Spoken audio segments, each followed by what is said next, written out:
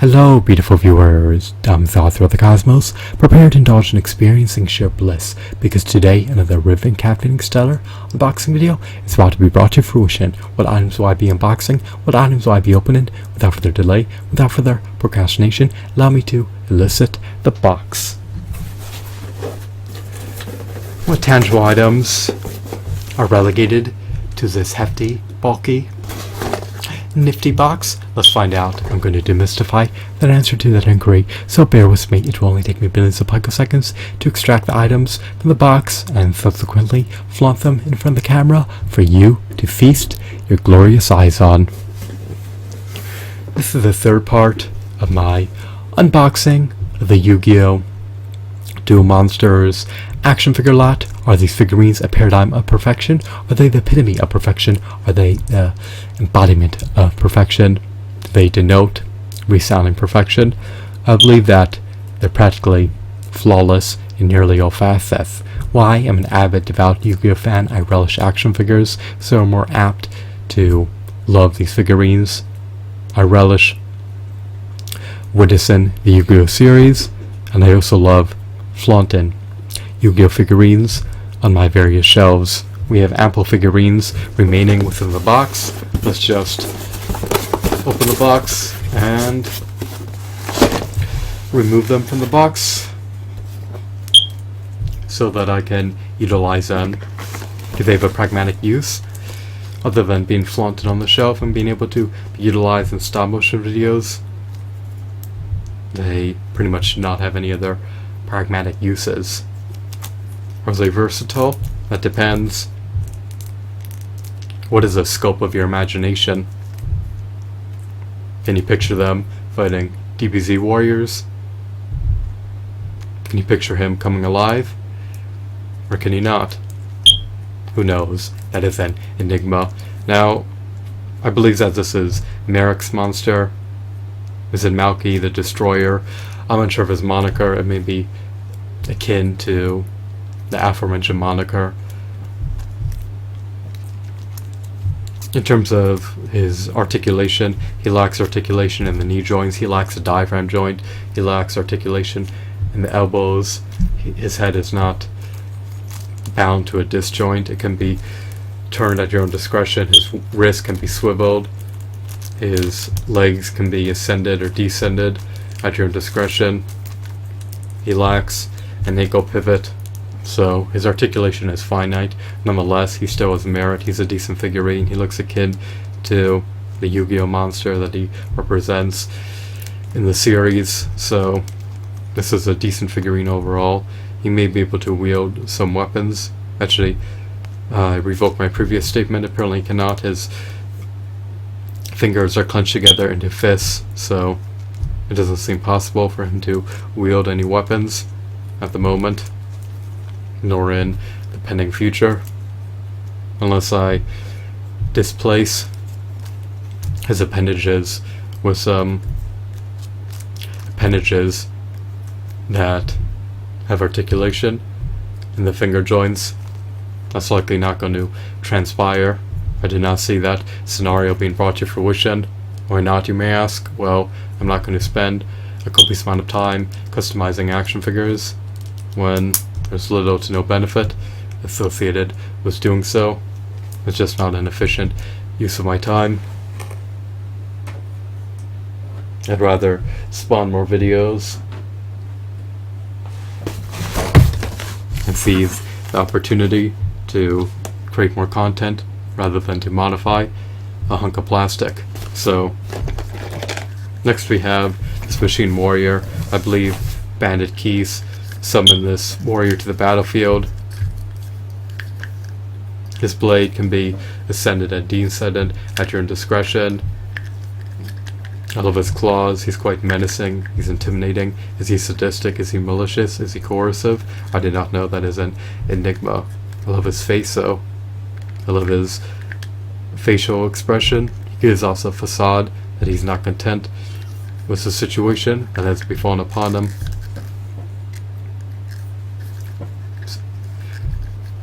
Just like the other figure, he has limited articulation.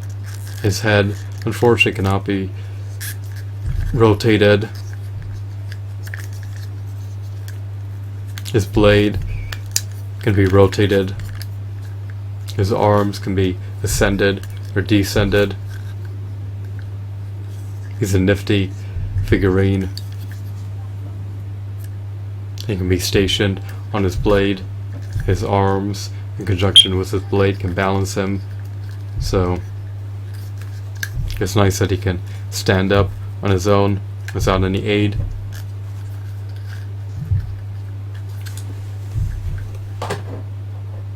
Alright. Next we have this character. I'm not sure what his moniker is. I detest the fact that there's an aperture in his hand. It seems to be a peg hole. Maybe he had the capability in the past to unleash an attack or unleash a hunk of plastic. Does he have a button in his back? He doesn't seem to.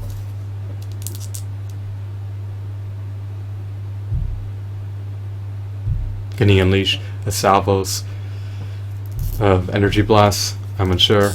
Can he unleash a barrage of devastating attacks? I'm unsure. This character's attack strength is likely 1,800 to 3,000.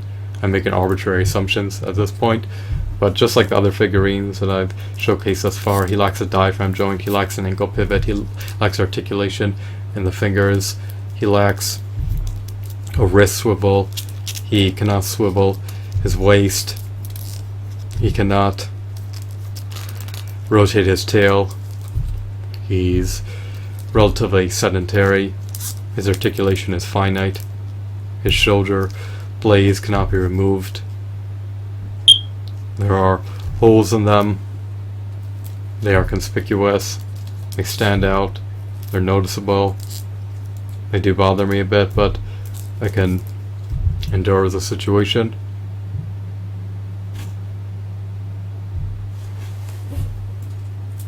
It's not a dire calamity. If he was produced to have holes in him, it is what it is. I cannot modify the past. We have the pumpkinkin. He looks like he may have been a McDonald's or Burger King figurine.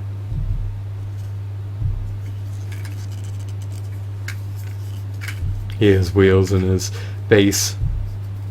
He's mobile. He can be launched at enemies.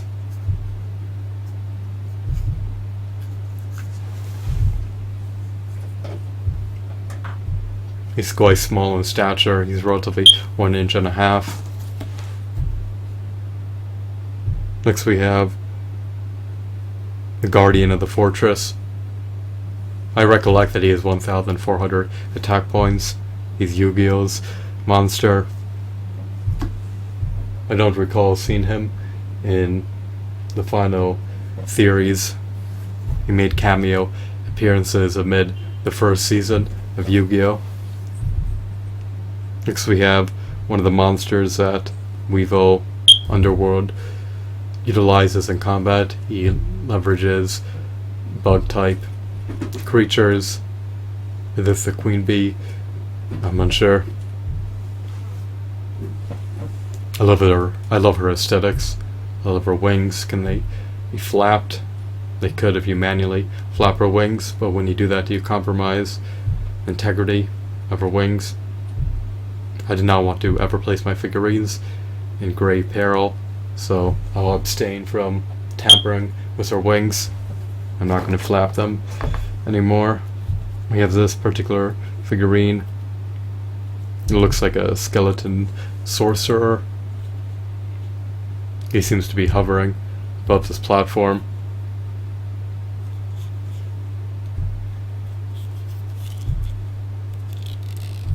Is this moment mesmerizing? Is it unforgettable? No, this figurine does not tickle my fancy in the least bit. I mean, it's decent, it's mediocre, it's not shoddy, but it's not extraordinary either.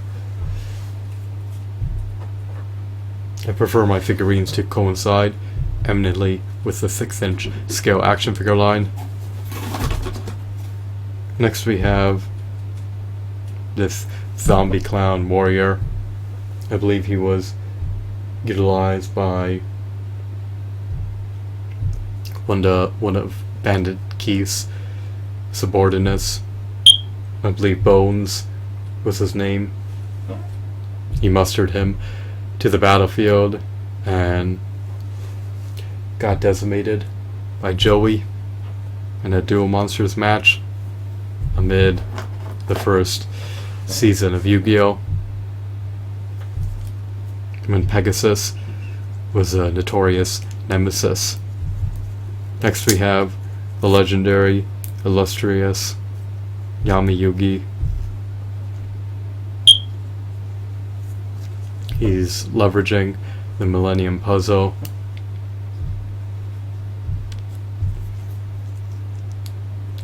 which he's apparently confined within. He's able to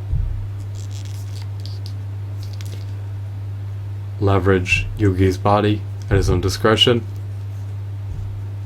as long as Yugi wields the Millennium Puzzle.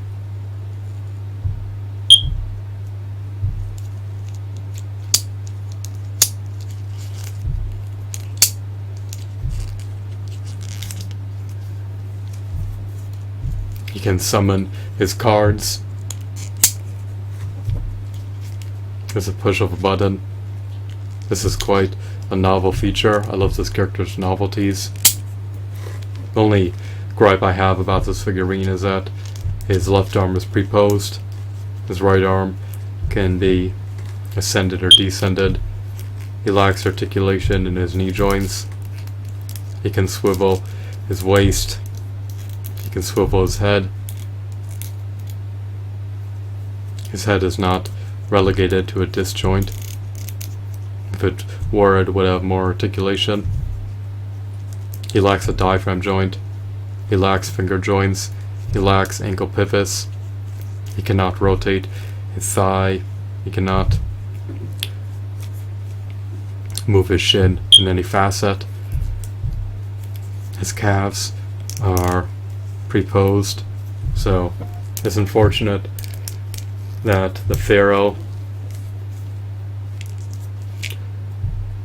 cannot articulate his appendages eminently. Nonetheless, he still has merit. Why? Because I love the Yu-Gi-Oh! Character. I love Yami Yugi, also known as Dark Yugi, I think. Next we have another hunk of plastic, which is apparently the card for the baby dragon.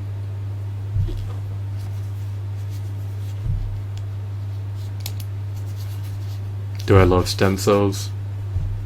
Do I love sketches? Do I love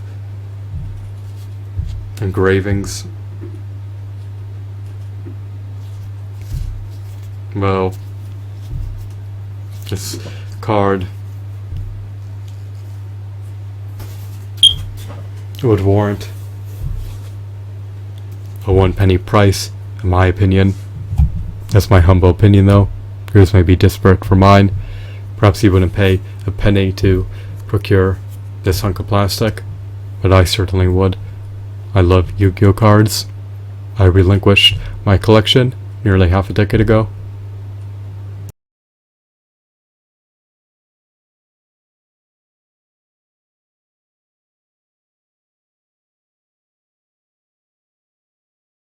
Alrighty, just wanted to verify something. It seems as though these figurines were released amid the late 1990s. Yu-Gi-Oh! Figurines were also released amid the early 2000s. The ones released post the 1990s likely had more points of articulation, but that is an enigma. I've yet to compare and contrast them.